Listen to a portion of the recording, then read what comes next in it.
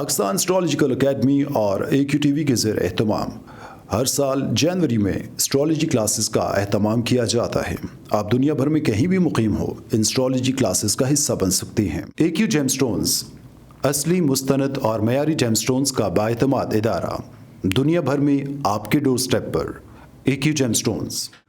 Astrologer Ali Zanjani हर साल नवंबर में कराची और हर साल मार्च में दुबई मौजूद होते हैं। अगर आप एस्ट्रोलॉजी यानी इल्मे नजूम से लगाव रखते हैं तो हमारा YouTube channel astrologer Ali Zanjani personal ज़रूर सब्सक्राइब कीजिए। बिस्मिल्लाहिर्रहमानिर्रहीम, अल्लाहुम्मा सल्ली अला मोहम्मद व आले मोहम्मद। अस्सलाम वालेकुम। एस्ट्रोलॉजी की क्लास के साथ आप लोग की खिदमत में हाजिर हूँ।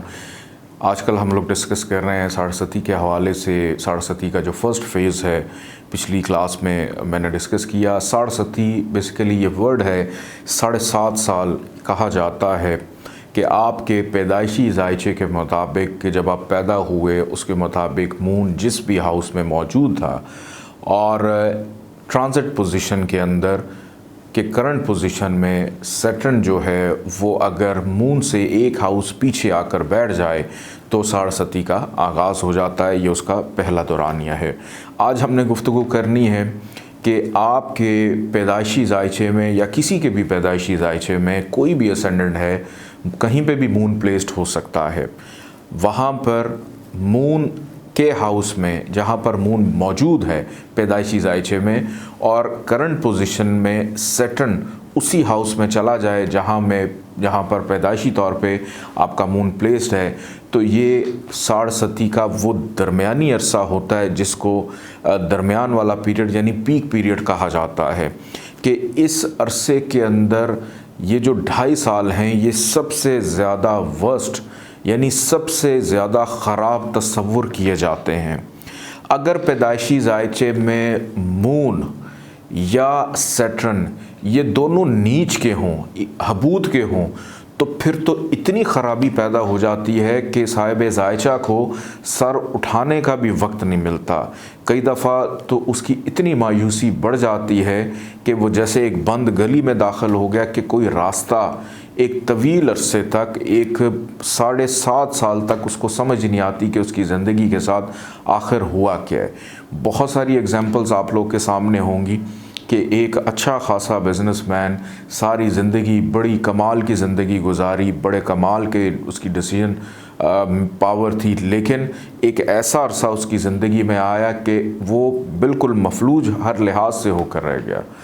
क्यों? क्योंकि साढ़े इंसान की मत भी मार देती है, उसके सोचने समझने की सलाहियत को मुतासर करती है, उसकी डिसीजन पावर को ख़राब करती है, गलत फ़ैसले हो जाते हैं, गलत एडवाइज़र्स मिल जाते हैं, गलत जगह पे इन्वेस्टमेंट हो जाती है, रिलेशनशिप्स में प्रॉब्लम आती है, ज़हनी सुकून ख़राब होता है, हेल्थ के इश्यूज़ आना शुरू हो जाते हैं। और ये जो पीक पीरियड जिसका मैं ज़िक्र कर रहा हूँ, इस पीक पीरियड के अंदर तो बहुत ज़्यादा ख़राबी होती है।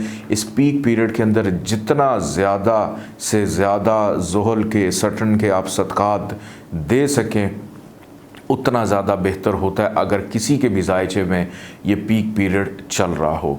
मैंने पिछले लेक्चर में आप लोग को बताया था कि जायचे में इस वक्त बोर्ड पे एक मिसाली जायचा है एरीज असेंडेंट का। कोई भी असेंडेंट हो सकता है, आपने ये फ़िक्र नहीं करनी कि बोर्ड पे ये है तो सिर्फ एरीज वालों की 37 पोजीशन, नहीं, कोई भी असेंडेंट हो सकता है।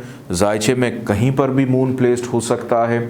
ये एग्जाम्पल मैं इसीलिए आप लोगों को दे रहा हूँ कि आजकल करंट पोजीशन में सैटर्न जहाँ पर चल रहा है उसके मुताबिक आप उसको एवेल्यूएट कर सकें। मिसाल के तौर पे इस जायचे के 10वें घर में मून मौजूद है और आजकल इस वक्त करंट पोजीशन में सैटर्न जो है वो भी 10th हाउस में मतलब एरीज असेंडेंट वालों के 10th हाउस में चल रहा है। मतलब आपके जायचे में जहाँ भी नंबर 10 लिखा होगा वहाँ पर जो सैटर्न है वो मौजूद होगा और अगर उसके साथ बाय बर्थ मून भी बैठा हुआ है तो इसका मतलब है कि आपका साढ़े का जो पीक टाइम है वो चल रहा है। और इस पीक टाइम की ख़राबियाँ इतनी ज़्यादा हैं, मैं आप लोगों को बता चुका हूँ। मून से एक हाउस पीछे अगर सैटर्न आ जाए तो साढ़े का आगाज़ हो जाता है और अगर मून जहाँ पर बाय बर्थ मौजूद है वहीं पर अगर सैटर्न आकर बैठ जाए ट्रांजिट पोजीशन में, तो वो साढ़सती का पीक दौर है और उसने पूरे 2.5 साल इस दौर ने रहना है और इस दौर के अंदर उसने जो भी खराबियां हैं वो देनी है। एक तो जिस हाउस में आपकी साढ़सती चल रही है उस हाउस से रिलेटेड प्रॉब्लम्स, फिर जहाँ जहाँ पर उसकी नज़र पड़ रही है वहाँ पर प्रॉब्लम, ये ज़्यादा प्रॉब्लम्स हैं, लेकिन ओवरऑल इंसान की पर्सनालिटी को भी बहुत ज़्यादा डैमेज करता है। तो जब भी साढ़सती चले तो कोशिश करें कि ज़ुहल के सदक़ात और ज़ुहल का जो रंग है, ब्लैक कलर, डार्क कलर्स, ये सारे के सारे रंग पहनने से मना करें कि ज़ुहल को ताकत नहीं देनी, ज़ुहल का स्टोन लेकर नहीं पहनना, ब्लू सफ़ायर लेकर नहीं पहनना, बल्कि इस अरसे में जितने ज़्यादा सदक़ात हो सकें वो ज़्यादा से ज़्यादा दें ताकि इसका जो इम्पैक्ट है उसको रिवर्स किया जाए, उसकी शिद्दत को कम किया जाए। जैसे बारिश में इंसान छतरी इस्तेमाल कर लेता है कि गीले होने से बचें, लेकिन छींटे फिर भी पड़ जाते हैं। तो इसी तरह ये जो दरमियानी अरसा है कि बाय बर्थ आपका मून जहाँ पर मौजूद है और करंट पोजीशन में सैटर्न आकर वहाँ पर बैठ जाए, तो ये आपका पीक दौर होता है। मिसाल के तौर पे इस जायचे में मून अगर 4th हाउस में पैदाइशी तौर पे बैठा हो और यहीं पर सैटर्न भी आकर बैठ जाए करंट पोजीशन में, बाय बर्थ नहीं हो सकता है, पैदाइशी तौर पे सैटर्न कहीं किसी और हाउस में भी हो सकता है, लेकिन करंट पोजीशन में जहाँ पर बाय बर्थ आपका मून मौजूद था उसी जगह पर उसी हाउस में ज़ुहल ने आकर पड़ाव कर लिया, घूमते फिरते हुए आया और उस घर में दाखिल हो गया, तो ये वो दरमियानी अरसा पीक पीरियड होता है। ये कोई भी असेंडेंट हो, कोई भी हाउस हो, जहाँ पर भी मून आपका मौजूद है और वहाँ पर उसी हाउस में सैटर्न आ जाए तो ये उसके पीक दौर का आगाज़ हो जाता है, बहुत ज़्यादा ख़राबियों का आगाज़ होता है। अगली क्लास में इसका जो आखिरी फ़ेज़ है और फिर ज़ुहल के जो